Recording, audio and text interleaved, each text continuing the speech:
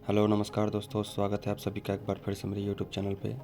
आज फिर से मैं आप सभी के लिए एक बहुत ही ज़रूरी ऐसी जानकारी लेके आया हूँ जिससे आपका कुछ जो प्रॉब्लम होगा वो आसान हो जाएगा। देखिए, ज़मीन विवाद आज के ज़माने में एक मतलब कहने की बात है, लेकिन ये अब एक आम सी बात हो गई है। मतलब सबके साथ ज़मीन का विवाद होना ज़रूरी है, नहीं होगा तो ऐसा लगता ही नहीं है कि समाज में सब कुछ अच्छा चल रहा है। ठीक है, और यही कुछ चीज़ें हैं जो कि हमेशा इंसान को परेशान कर देती है। जैसे कि आपने किसी को कोई ज़मीन दे दी है लीज पे, और वो या फिर भाड़े पे, और वो आपका ज़मीन वापस रिटर्न नहीं कर रहा है, उस पर कब्जा कर लिया है। या फिर आपकी ज़मीन थी, किसी ने दबंगई से आपके ज़मीन पे कब्जा कर लिया, या फिर आपके साथ धोखाधड़ी करके अपने नाम पर रजिस्ट्री करा के किसी को बेच दिया है। ऐसे मामले आए दिन सुनने को मिलते रहते हैं। ठीक है, तो अब अगर ऐसा आपके साथ हुआ है तो आप क्या करेंगे, ये ज़रूरी चीज़ है। ठीक है, तो देखिए आप क्या करेंगे।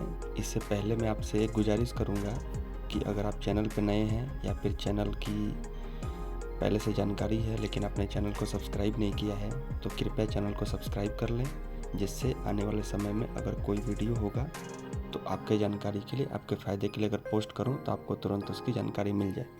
ठीक है, देखिए 3 धाराएं हैं महत्वपूर्ण, जो कि इंडियन पेनल कोड मतलब भारत सरकार की जो आईपीसी है उसमें 3 धाराएं हैं जो कि आपके ज़मीन को आपके पास वापस लाने के लिए मदद कर सकती है। उसमें से एक है आईपीसी 420। ठीक है, जैसे कि आपने सुना 420, ये 420 इसीलिए बनाया गया है जैसे कि आपके साथ किसी ने बलपूर्वक, किसी ने धमका के ज़बरदस्ती आपसे कब्जा कर लिया ज़मीन पे आपके, और वो अब आपको देना नहीं चाहता। पुलिस में गए, रिपोर्ट लिखाई, लेकिन पुलिस भी सुनने के लिए तैयार नहीं है क्योंकि दबंगों की चलती है। ठीक है, तो ऐसे मामले में आप सीधा सीधा कोर्ट में जाइए, एक वकील पकड़िए, आईपीसी 420 के तहत उस पर केस कीजिए और आप अपना केस लड़िए। आप पूरे अपने डॉक्यूमेंट उसको दीजिए और आपका वकील आपके तरफ से केस लड़ेगा। ठीक है, ये हो गई डरा धमका के आपसे ज़मीन किसी ने ले लिया होगा तो। ठीक है, आईपीसी 420। दूसरा है आईपीसी 406 406। आपने किसी को ज़मीन दी है लेकिन वो अब आपको वो ज़मीन रिटर्न नहीं देना चाहता। ठीक है, उसको लालच हो गई है, ज़मीन कब्जा करना चाहता है, या फिर वो अपने नाम पे करा के किसी और को बेचना चाहता है, लेकिन वो आपको रिटर्न नहीं देना चाहता। इस मामले में आईपीसी 406 धारा लागू होती है। इसमें भी आप पुलिस के पास जाएंगे, पुलिस आपकी नहीं सुनेगी, किसी के पास जाएंगे नहीं सुनेगी। आप सीधा सीधा कोर्ट जाइए, वकील पकड़िए और सेम प्रोसीजर कीजिए। कुछ पैसा लगेगा लेकिन आपका ज़मीन आपको रिटर्न मिल जाएगा। ठीक है, तीसरा है आईपीसी 463। ठीक है, 463।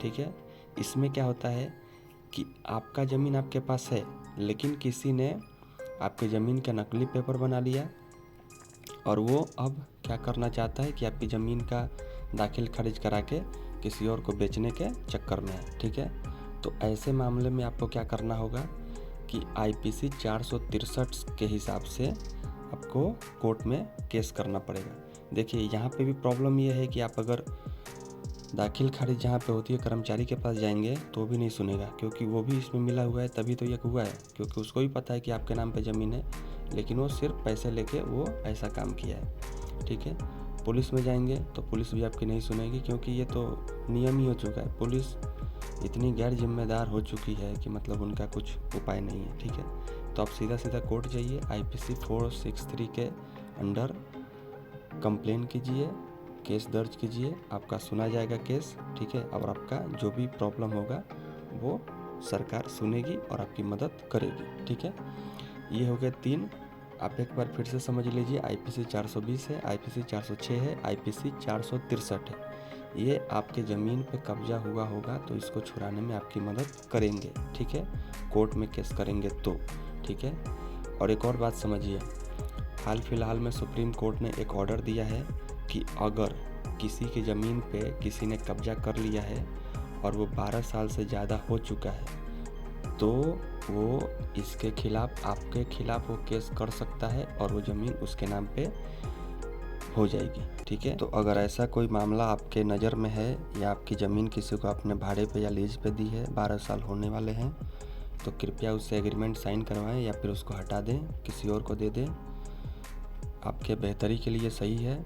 या फिर अगर उसने कब्जा कर ही लिया है, 12 साल से ज़्यादा हो चुके हैं, तो कृपया करके इसके खिलाफ़ कोर्ट में केस कीजिए। ज़्यादा देर रुकेंगे तो आपका ज़मीन आपके हाथ से जाने की संभावना है।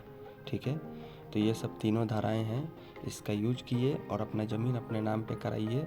नहीं तो आप अपने ज़मीन के होते हुए भी आप उसके देखते रह जाएंगे और वो ज़मीन किसी और के नाम पे करके बेच के चला जाएगा।